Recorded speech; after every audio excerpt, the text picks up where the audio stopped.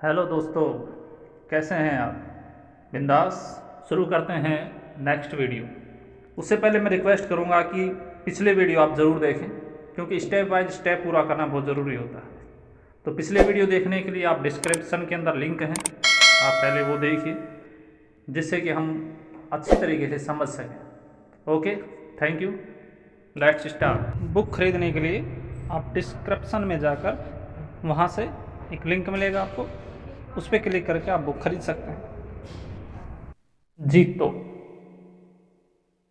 यदि आप इस व्यापार से जुड़ गए हैं, यदि आपने दूसरों को अपने साथ जोड़ लिया है, तो डॉक्टर उज्ज्वल पाटनी से जानिए इस प्रणाली में लगातार जीतने के ठोस सैद्धांतिक तरीके। संस्थान के लीडरों की सुनिए। नेटवर्क प्रणाली को एक मायने में दूसरी बिजनेस प्रणाली से काफ़ी भिन्न पाता है। अन्य सभी व्यापारों में रोज नए तरीके ईजाद करने पड़ते हैं, मार्केटिंग करनी पड़ती है, खुद को दूसरों से अलग दिखाने के लिए मेहनत करनी पड़ती है। नेटवर्क मार्केटिंग में इसका उल्टा है। यदि आप नए तरीके ईजाद करेंगे तो आपको असफलता मिलने के ज़्यादा आसार होंगे। हो सकता है आप सालों तक मेहनत करते रहें और कुछ भी हाथ में आए। एक नेटवर्क कंपनी ने जब भारत में प्रवेश किया तो प्रारंभ में सिर्फ 4 ही उत्पाद थे। उन उत्पादों के उपयोग का तरीका भारतीय मानसिकता से भिन्न था। भारतीय महिलाएं डिटर्जेंट के झाग को धुलाई का मापदंड मानती थी। जितना झाग उतनी धुलाई, परंतु वह उत्पाद झाग पैदा ही नहीं करता था। उस समय डिस्ट्रीब्यूटर्स को दूसरों को समझाने में काफ़ी दिक्कत आती थी। खास बात मैंने देखी कि 4 उत्पाद में ही कुछ डिस्ट्रीब्यूटर्स कमाल का व्यापार कर रहे थे। वे नए लोगों को जोड़ रहे थे और धीरे धीरे उत्पाद भी बेच रहे थे। वे बेहद स्मार्ट या प्रभावशाली नहीं थे, वे सामान्य लोग थे, फिर भी उनका व्यापार बढ़ रहा था। वही एक दूसरा स्मार्ट समूह भी था, जिनका मानना थी कि यह तरीका भारत में नहीं चलेगा, और वो समूह अपने तरीके निकाल रहा था। बाहरी तौर पर ऐसा लगता था कि दूसरा समूह जल्दी सफलता हासिल करेगा। वही उनका प्रशिक्षण समूह लगातार हिदायत दे रहा था कि प्रयोगों से बचिए, अपने तरीके मत निकालिए, उन लोगों की सुनिए जो इस व्यापार में सफल हुए। धीरे धीरे दूसरे ग्रुप में सक्रिय लोगों की संख्या कम होने लगी। प्रणाली के प्रति उनका विश्वास कम होने लगा, विरोधी स्वर सुनाई देने लगे। वहीं पहला ग्रुप धीरे धीरे चल रहा था, परंतु वृद्धि सकारात्मक थी। यह ग्रुप सिस्टम का पूरी तरह से पालन कर रहा था। कुछ लोगों को हिदायत और सलाह लंबी लग रही थी, परंतु फिर भी समर्पण के साथ नियमों पे चल रहे थे। 1 साल के बाद स्थिति स्पष्ट हो गई थी। प्रयोगशील ग्रुप पूरी तरह साफ हो चुका था। अधिकांश लोग बिजनेस छोड़ चुके थे और कुछ खुद को असफल मान चुके थे। सैद्धांतिक ग्रुप अब सुदृढ़ हो चुका था और प्रणाली के प्रति उनकी आस्था और मजबूत हो चुकी थी। वे 100% सिद्धांतों पर चल रहे थे, अपने लीडर की बात मान रहे थे। उनमें असफल लोगों का प्रतिशत काफ़ी कम, या क्योंकि वे अपने सफल अपलाइन के नक्शे कदम पर चल रहे थे। सामान्य ये लोगों ने बाजी जीत ली थी और तुलनात्मक रूप से बुद्धिमान और प्रभावशाली लोग हार चुके थे। धीरे धीरे सबकी समझ में आया कि नेटवर्क मार्केटिंग में नित्य प्रयोग करके असफल होने से बेहतर है कि सफल लीडर और प्रशिक्षण सिस्टम के पदचिन्हों पर चला जाए। यह तो तय है कि जिन रास्तों पर जिन नियमों के साथ चलकर दूसरे लोग सफल हुए हैं, उन्हीं रास्तों पर कम से कम असफलता हाथ नहीं लगेगी। सफल लोगों का साथ चुनिए। जिंदगी का यह उसूल है कि यदि आप खुश मिजाज लोगों के साथ रहेंगे तो खुश रहेंगे, सकारात्मक लोगों के साथ रहेंगे तो सकारात्मक विचार आएंगे, और सफल लोगों के साथ रहोगे तो सफलता की दिशा में बढ़ोगे। दैनिक जीवन में, पारिवारिक जीवन और कार्य क्षेत्र में जहाँ तक संभव हो आलसी, शिकायती, बहानेबाज लोगों से दूर रहिए। ये आदतें यदि एक बार लग गई तो इनका जाना मुश्किल होता है। ऐसे लोग हमेशा अपनी असफलता की जिम्मेदारी किसी और पर डालते हुए नजर आएंगे, समाज और सिस्टम की बुराई करते नजर आएंगे। इसके विपरीत सफल लोग आपको सफलता की राह पर ले जाएंगे, क्योंकि वो हमेशा नई योजनाएं बनाते हुए मिलेंगे, जिंदगी के प्रति आस्था और ऊर्जा से भरपूर होंगे। अपने दोस्तों के ग्रुप के बारे में एक एक करके सोचिए। कौन ऐसा है जो हर कार्य को पहले टोकता है? कौन ऐसा है जो भय पैदा करता है? कौन ऐसा है जो आगे बढ़कर कार्य को चुनौती के रूप में लेता है? इनके साथ बिताए घंटों का भी आपकी सफलता और असफलता से सीधा संबंध है। असफल लोगों के साथ ज़्यादा समय बिताएंगे और असफलता की गारंटी से प्राप्त कीजिए। यदि अपनी इच्छाएं पूरी करनी हो तो आगे बढ़कर सफल लोगों से दोस्ती कर लीजिए, उनके साथ अपनी योजनाएं बांटिए, उनकी सुनिए, फिर देखिए आपका व्यापार कैसे तरक्की करता है। और यदि असफल होना हो तो सवालिया और नकारात्मक लोगों का साथ चुन लीजिए। नेटवर्क से काम, ज़्यादा कमीशन देने वाली, ज़्यादा लुभावनी बातें करने वाली कंपनी से सावधान रहें। नेटवर्क मार्केटिंग प्रणाली में बहुत सी गैर सैद्धांतिक और फर्जी कंपनियां भी हैं। समस्या नहीं, समाधान बनिए। ईश्वर तय करता है हम किन परिस्थितियों से गुजरेंगे, हम तय करते हैं हम उन परिस्थितियों से कैसे गुजरेंगे। आप पूरे संसार में ढूंढ कर देखिए, आपको कोई भी ऐसा व्यक्ति नहीं मिलेगा जिसे कोई समस्या ना हो। पारिवारिक, सामाजिक, शारीरिक, आर्थिक, कोई न कोई समस्या हम सबको घेरे हुए है। मुख्य बात यह नहीं है कि हमारे जीवन में समस्याएं हैं या नहीं, मुख्य बात यह है कि हम उन समस्याओं का सामना किस तरह से करते हैं। हम ज़्यादा समय समस्या पर विचार करने पर देर, हम समस्या को लेकर रात दिन सोचकर चिंता बढ़ाते जा रहे हैं, या हौसले के साथ समस्या का स्वीकार करके जूझने को तैयार है। हमें चुनना है, हम समस्या का हिस्सा हैं या समाधान का। रॉबर्ट शूलर का पॉसिबिलिटी सर्चिंग प्रिंसिपल, समाधान संभावना ढूंढने का सिद्धांत, मुझे बहुत प्रिय लगता है। उनका मानना है कि संसार में ऐसी कोई विषमता या मुश्किल नहीं होती जिसका कोई समाधान ना हो।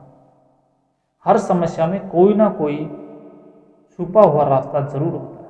हाँ, यह हो सकता है कि कभी रास्ता तुरंत मिल जाए और कभी थोड़ी देर लगे। मेरे एक प्रिय मित्र राजनयिक हैं, उनका सिद्धांत है कि जब भी कोई उनके पास समस्या लेकर आता है, वे एक बार तो समस्या के सभी पहलू सुन लेते हैं, तो दूसरी बार नहीं सुनते। यदि पुनः व्यक्ति उसी समस्या पर चिंतन करता है तो वे उसे रोककर सिर्फ समाधान सुझाने को कहते हैं। धीरे धीरे ये आदत उनके अधीनस्थ कर्मचारियों में भी आ गई। वे भी समस्याओं में समय व्यर्थ करने के बजाय समाधान ढूंढने में समय का उपयोग करते हैं। लीडरशिप अनलिमिटेड कार्यशाला में हम प्रतिभागियों को अपनी समस्याएं लिखने को कहते हैं। शीर्षक होता है आपकी जीवन की 5 महत्वपूर्ण समस्याएं। हर समस्या उन्हें 100 शब्दों में समेटनी होती है, क्योंकि हम समस्या को ज़्यादा समय देकर बड़ी नहीं बनाना चाहते। कुछ देर तक समस्या से समाधान विषय पर सामान्य चर्चा होती है। उन्हें हम प्रतिभागियों से कहते हैं कि हर समस्या के 5 संभावित समाधान लिखें। उनको निर्देश दिया जाता है कि समाधान ढूंढते हुए नकारात्मक विचारधारा न रखें। पहले से ही अच्छा समाधान, खराब समाधान आदि वर्ग न बनाएं। अपनी धारणाओं को अलग रखते हुए 5 समाधान है। प्रतिभागी अक्सर कहते हैं कि समाधान नहीं है या समस्या हल नहीं हो सकती, परंतु हम उन्हें दबावपूर्वक तरीके से प्रेरित करते हैं। समाधान सुझाने के अलावा हम उनका और कोई भी उत्तर स्वीकार करने से इनकार कर देते हैं। मेरा व्यक्तिगत अनुभव है कि समाधान निकल आता है। धीरे धीरे आश्चर्यजनक रूप से सोच की दीवारें टूटती हैं। कुछ देर पहले तक जिन लोगों के पास कोई हल नहीं था उन्हें समाधान की धुंधली किरण दिखाई देने लगती है, और थोड़ी देर बाद कुछ लोगों के पास एक कमजोर समाधान आ जाता है। कार्यशाला खत्म होते तक किसी के पास कमजोर, अच्छे और बहुत अच्छे समाधानों की सूची तैयार हो जाती है। मैं यकीन के साथ कह सकता हूँ कि आपकी व्यक्तिगत समस्याओं के लिए बाहर से कोई प्रेरक या समाधान विशेषज्ञ आकर जादुई हल नहीं दे सकता। हल आपके अंदर छुपा है। उस हल को आपकी संभावनाएं और धारणाएं बाहर आने से रोक रही है। वह प्रेरक आपको रास्ता दिखा सकता है और आपको झंझोड़ सकता है, परंतु पहल आपको स्वयं करनी होगी। आप अपनी धारणाओं को, क्षणिक भावनाओं को, किंतु परंतु को दिमाग से निकाल दीजिए। तुरंत आपकी मुश्किलों के बादल हटने शुरू हो जाएंगे। नेटवर्क मार्केटिंग भी कोई समस्या विहीन व्यापार नहीं है। लोग इसे फर्जी मानते हैं, इसमें गोलमाल ढूंढते हैं। कुछ निम्न कोटि की कंपनियों ने इसकी छवि खराब कर रखी है। लोग जल्दी हिम्मत हार जाते हैं, नकारात्मक जवाब सुनने की हिम्मत नहीं होती। ऐसी हजारों समस्याएं हैं, परंतु खुशी की बात यह है कि हर समस्या का समाधान है। ये सारी समस्याएं ऐसी हैं जो आपके पहले भी बहुत से लोगों के साथ आ चुकी हैं। ढेरों ऐसे लोग हैं जो इन समस्याओं पर विजय पा चुके हैं। वो चंद कदम की दूरी पर हैं, परंतु उनके सेमिनार में जाइए, ऑटोबायोग्राफी पढ़िए, किताब पढ़िए, सीडी सुनिए, आपको इतने ठोस समाधान मिलेंगे कि आपकी चिंता तुरंत खत्म हो जाएगी। आज और अभी निश्चिंत कीजिए, आप समस्या का हिस्सा हैं या समाधान का। असफलता कहती है आ प्लस सफलता, यानी असफलता कहती है कि आ सफलता। अभी अभी मैं मलेशिया के एक लेखक की किताब पढ़ रहा था। उस लेखक का मानना है कि सफलता को महत्वपूर्ण बना दिया गया है और लोग असफल होने से भी डरने लगे हैं, जबकि असफलता सफलता के मार्ग का पड़ाव है। हमें लोगों को असफल होना सिखाना चाहिए, सफलता स्वतः ही आ जाएगी। असफल होने के बाद व्यक्ति को ऐसा लगता है जैसे सब कुछ खत्म हो गया। हमें असफलता और सफलता को सामान्य जीवन का हिस्सा बनाना होगा। मुझे बात सची, वाकई सफलता का हुआ खड़ा हो गया है। हम सफल लोगों को देखकर उनकी जैसी शोहरत, समृद्धि और आय को चाहते हैं, परंतु वहां तक पहुंचने का सफर कैसे तय हुआ यह नहीं जानना चाहते। हमें कोई ऐसा तैराक नहीं मिलेगा जिसने एक बार में ही तैराकी सीख ली हो, कभी नाक या मुंह में पानी न गया हो। कोई ऐसा साइकिल चालक नहीं मिलेगा जो शुरुआत में साइकिलिंग से गिरा ना हो। गिरना, उठना और चलना, यही तो जीवन का मूल मंत्र है। हम गिरने के बाद शक्ति समेटकर उठने की बजाय गिरने से ही डरने लग गए।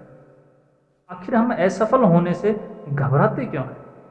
हम असफलता को भी सम्मान के साथ स्वीकार क्यों नहीं करते जैसे सफलता को करते हैं? यदि आपने मेहनत नहीं की और असफल हो गए तो आपको शर्मिंदा होना चाहिए, परंतु यदि आपने मेहनत की है तो फिर डरने की कोई बात नहीं है। आप असफल नहीं हैं, बस कुछ और बातें हैं जो सीखने की रह गई हैं, उन्हें सीखिए, फिर से प्रयास कीजिए। असफलता से बड़ा शिक्षक कोई नहीं है। असफलता का संधि विच्छेद भी यही कहता है, असफलता। सफलता को बुलाना हो, हाथ पर हाथ धरे रखकर बैठने की बजाय प्रयास करना शुरू कीजिए।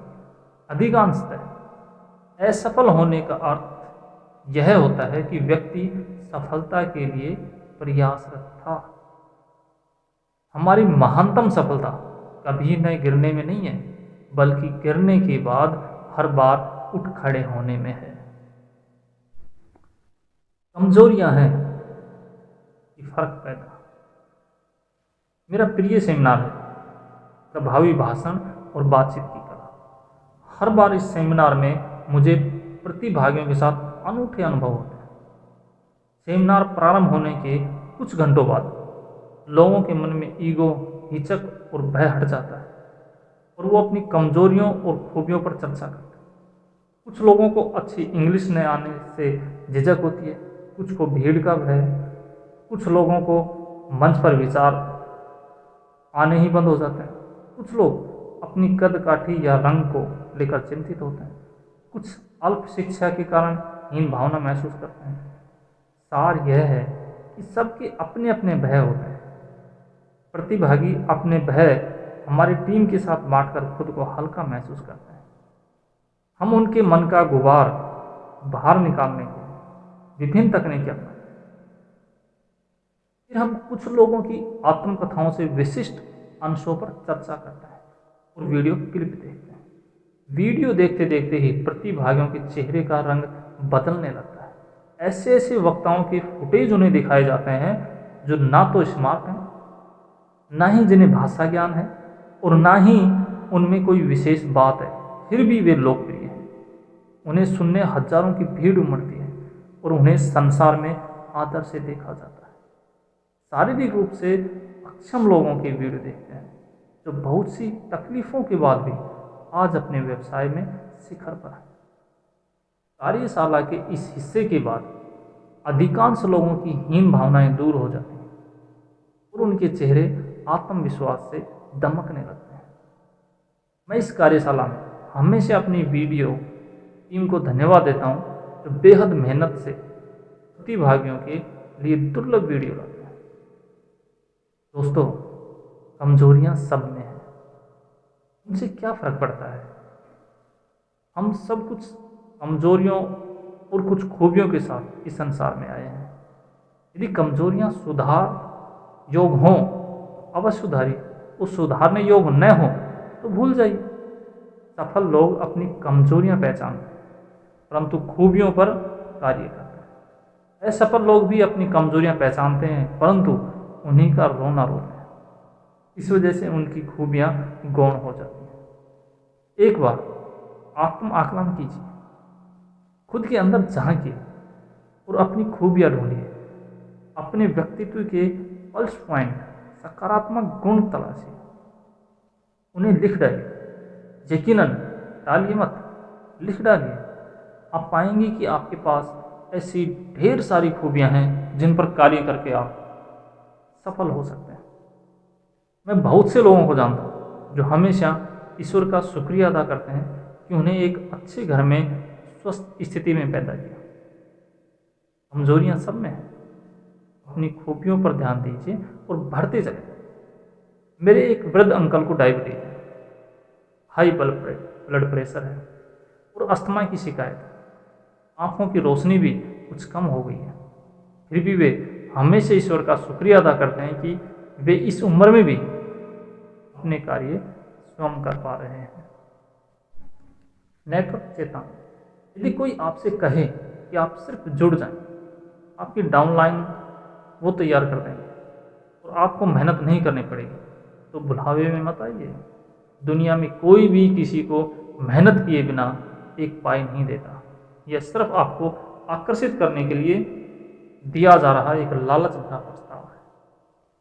अपना 100% दीजिए। किसी भी कार्य को करने के पहले एक बार सोच लीजिए कि आप उस कार्य को पूरे मन से कर रहे हैं। आप अपनी पूरी क्षमता और योग्यता का उपयोग उस कार्य हेतु करने वाले हैं। आधे मन से किए गए या औपचारिकता बस किए गए अधिकांश कार्य निरर्थक हो जाते हैं। यदि आप उस कार्य से अपने मन को नहीं जोड़ पा रहे तो बेहतर है कि आप उस कार्य को न करें। यदि वह कार्य आवश्यक है तो फिर अपने मन के सारे अगर मगर किंतु परंतु निकाल कर फेंक दीजिए। बहाने ना बनाइए, पूरी ताकत लगा दीजिए। कुछ लोगों का उत्साह और समर्पण घटता बढ़ता रहता है। अचानक ही जोश में वे बेहद मेहनत करने लगते हैं और अचानक ही निष्क्रिय हो जाते हैं। पूरी योग्यता होने के बावजूद ऐसे लोग ऊंचाइयों को प्राप्त नहीं कर पाते। यदि कार्य करें तो पूरा दम लगाइए, अन्यथा कार्य मत कीजिए। यदि आप पूरा प्रयास करेंगे तो लक्ष्य प्राप्त न होने पर भी आपके मन में मलाल नहीं रहेगा, क्योंकि आपने कर्म में कोई कमी नहीं की। मुझे ऐसे लोगों से उक्त होती है जो पहले तो कार्य हाथ में ले लेते हैं, फिर उन्हें कार्य में मुश्किलें नजर आने लगती हैं, विभिन्न बहाने बनाने लगते हैं। वे या तो कार्य कर पूरा होने से पहले ही छोड़ देते हैं या कार्य असफल हो जाता है। नेटवर्क मार्केटिंग में इस 100% समर्पण का बेहद महत्व है। यदि आप इस प्रणाली में गंभीर नहीं हैं, इसे एक छोटा व्यापार मानकर आधे अधूरे मन से कर रहे हैं, तो आपका असफल होना तय है। यदि आप में सपनों को पाने की दीवानगी नहीं है, यदि आप में ना सुनने का हौसला नहीं है, तो भी आपकी हार तय है। यदि आप अपने व्यापार के प्रति गर्व नहीं महसूस करते, तो भी परिणाम मुश्किल है। मैं नेटवर्क मार्केटिंग के अपने सेमिनार में सबसे यही कहता हूँ कि यदि आप अनमने ढंग से इस व्यापार को कर रहे हैं, यदि आप इस व्यापार को सुचारू रूप से चलाने के लिए आवश्यक ईंधन झोंकने को तैयार नहीं है, यदि आप समर्पित नहीं हैं, यदि आप नए लोगों को बिजनेस के बारे में बताने में संकोच करते हैं, तो फिर से सोच लीजिए, क्योंकि आप असफल होने की राह पर चल रहे हैं। इसलिए इस व्यापार को अपना जीवन मानकर कार्य कीजिए, परिवार का भविष्य मानकर कार्य कीजिए। जिस दिन आप अपने बारे में पूरी जिम्मेदारी लेते हैं, जिस दिन आप बहाने बनाना बंद करते हैं, उसी दिन आप शिखर की ओर यात्रा शुरू करते हैं। अति बुद्धिमानी से बचिए। संसार में शायद ही कोई ऐसा क्षेत्र होगा जहां अति बुद्धिमान लोगों की हार होती है, परंतु नेटवर्क मार्केटिंग में ऐसा हो सकता है। यदि आप अति बुद्धिमान हैं, तो आपको आपके अंदर धैर्य, लगन और अनवरत प्रयास जैसी योग्यताएं भी विकसित करनी हो। यदि मेरी व्यक्तिगत राय है, अति बुद्धिमान लोग अक्सर जल्दी जीतने का उपाय ढूंढते हैं, शॉर्टकट निकालते हैं और अपने रास्ते खुद बनाते हैं। वही नेटवर्क मार्केटिंग प्रणाली में अधिकांश है। वे लोग सफल होते हैं जो नियमों और बताए गए रास्तों पर चलते हैं, भले ही वे रास्ते थोड़े लंबे क्यों ना। बहुत से सफल नेटवर्कर्स बात करने के बाद मैं इस राय पर पहुंचा हूं कि अक्सर हम जिनको बेहद स्मार्ट और बुद्धिमान समझकर विजेता मानते हैं, वे या तो असफल हो जाते हैं या बहुत जल्दी बिजनेस छोड़ देते हैं।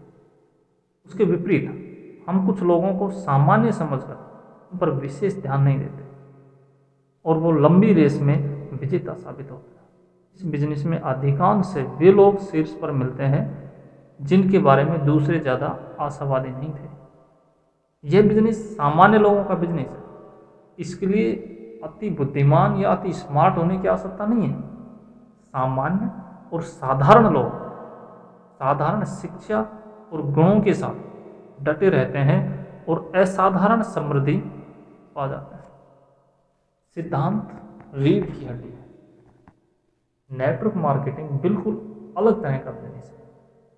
इसमें आप किसी भी तरह का गलत समझौता नहीं कर सकते। आम बिजनेस प्रणालियों में जालसाजी, घटिया गुणवत्ता के उत्पाद, छुपी हुई शर्तें, कालाबाजारी, नकली माल ऐसे बहुत से गैर सैद्धांतिक कार्य होते हैं। अलबत्ता बहुत से व्यापार तो ऐसे हो गए हैं जहां सैद्धांतिक व्यक्ति हार जाएगा। इसके विपरीत नेटवर्क प्रणाली में सिद्धांत रीढ़ की हड्डी है। यदि आप दुष्प्रचार करते हैं, आप में गलत आदतें हैं, तो देखते ही देखते वो आदतें दूसरों में फैल जाएंगी। यदि आप झूठे वादे करते हैं, झूठे सपने दिखाते हैं, तो भी आप मुश्किल में पड़ जाएंगे। यह उत्पादों के साथ साथ लोगों को जोड़ने का व्यापार है। आपकी हर गलत और हर सही आदत की अधिकांशतः आपके डाउनलाइन नकल करते हैं। गलत सिद्धांतों पर चलकर कब आपका ग्रुप तबाह हो जाएगा, आपको समझ नहीं आएगा। नेटवर्क मार्केटिंग में सिद्धांत रीढ़ की हड्डी है, इसलिए कभी उत्पादों के बारे में बढ़ा चढ़ा कर मत कहिए। ऐसे सपने मत दिखाइए जिन्हें पाना संभव ना हो। दूसरे ग्रुपों के लोगों को तोड़ने का प्रयास मत कीजिए। दूसरी कंपनियों की निंदा मत कीजिए।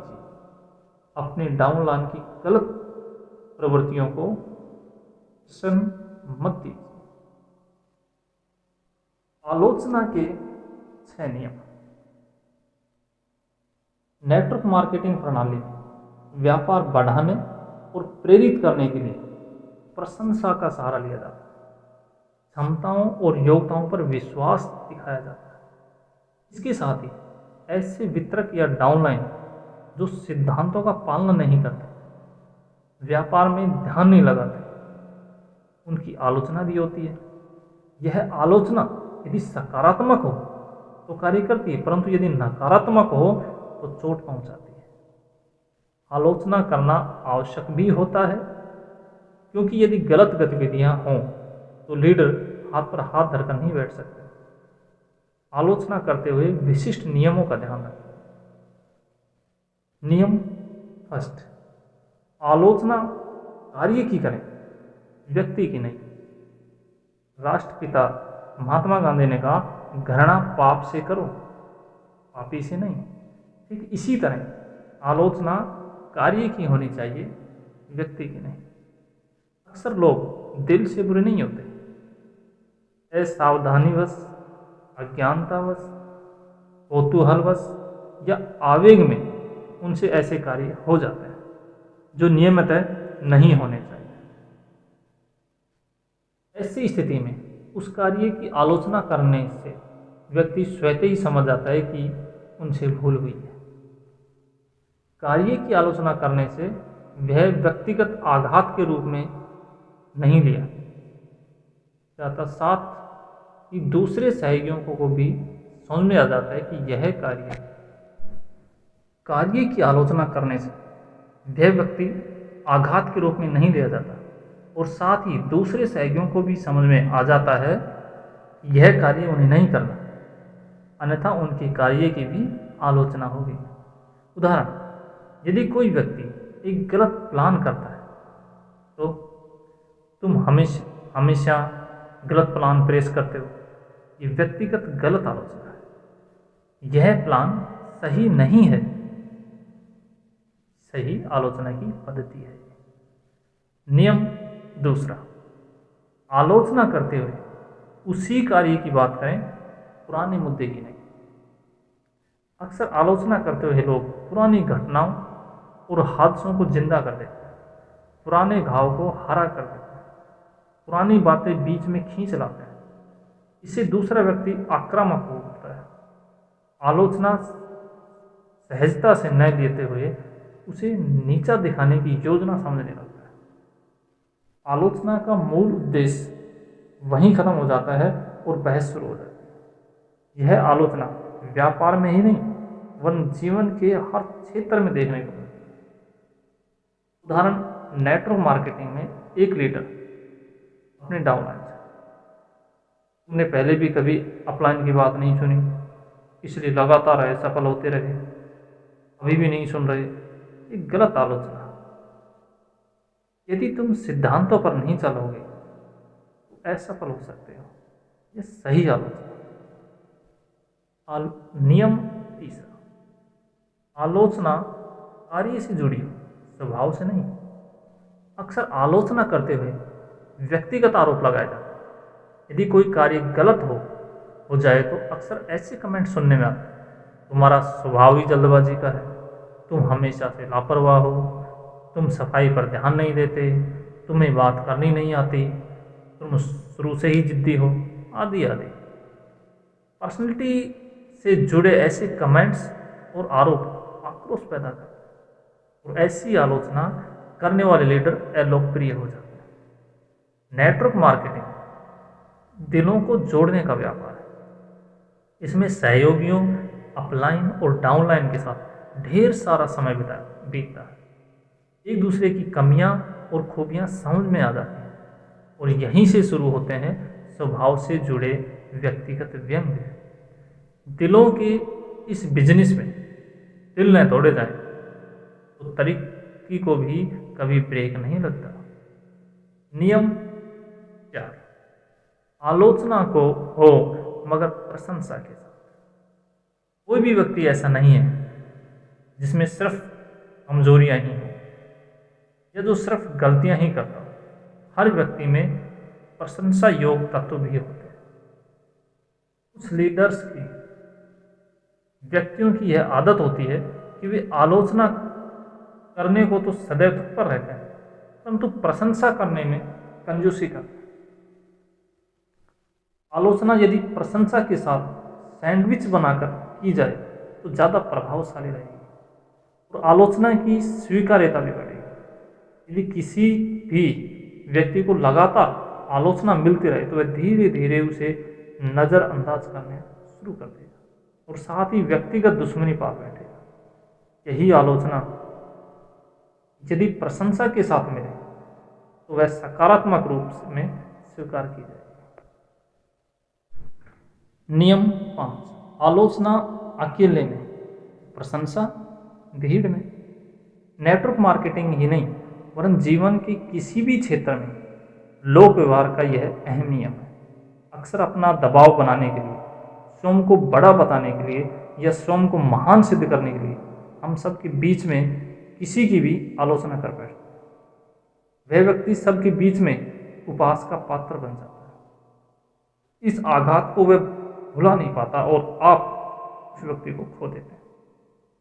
हम सोचते हैं कि हम अन्य लोगों को नीचा दिखाकर दूसरों पर प्रभाव बना रहे हैं, परंतु समझदार व्यक्ति इसे आपकी कमजोरी समझता है। सबके बीच में आलोचना करने को मैं एक लीडर के एक व्यक्तिगत कमजोरी मानता हूँ, शक्ति नहीं। इसकी दूसरी ओर भीड़ के मध्य एक विवादास्पद मुद्दे पर निष्पक्ष राय देना लीडर की शक्ति मानी जाती है। यदि आप भीड़ के बीच स्वयं को नियंत्रण में रखते हुए एकांत में व्यक्ति की आलोचना करेंगे तो व्यक्ति सदैव आपका ऋणी रहेगा। आपका नेतृत्व, आपकी मित्रता और भी ज़्यादा स्वीकार की जाएगी। नियम 6, आलोचना करने की पहले एक बार पुनः सोचें। वाणी संभाल कर बोलिए, न हाथ है न पांव, एक शब्द करे औषधि, एक शब्द करे घाव। कमान से निकला तीर, बंदूक से निकली गोली और मुंह से निकले शब्द कभी वापस नहीं आते। आपके चंद असावधान शब्द आपके कैरियर, व्यापार, मित्र और परिवार तक को तबाह करने की योग्यता रखते हैं। मुद्दे की पुनः जांच कर तथ्यों पर ठीक से विचार कर लें। कहीं ऐसा न हो कि किसी गलत जानकारी या अधूरी जानकारी के आधार पर आप आलोचना कर बैठे और बाद में संभलने या संबंध सहेजने का मौका देना। जिस वक्त आपका मन आवेग से भरा हो, आपका क्रोध चरम पर हो, अपनी पूरी शक्ति लगाकर आलोचना को टाल दें। गर्म दिमाग से की गई आलोचना अनियंत्रित और आघात हो जाती है। आप आलोचना तो कर देते हैं परंतु व्यक्ति को सदा के लिए खो देते हैं। नेटवर्क चेतावनी, यदि आप अच्छा व्यापार कर रहे हैं, लीडर हैं, तो आप पर और भी ज़्यादा जिम्मेदारी है। आपकी एक गलत आदत या गलत प्रलोभन कब आपके ग्रुप में वायरस की तरह फैल जाएगा आपको पता भी नहीं चलेगा। अपनी किसी भी गलत प्रवृत्ति को हल्के मत लीजिए, क्योंकि रंग की एक बूंद सैकड़ों लीटर पानी को रंगीन बना देती है और बुराई की एक लत पूरे समूह को तहस नहस कर देती है।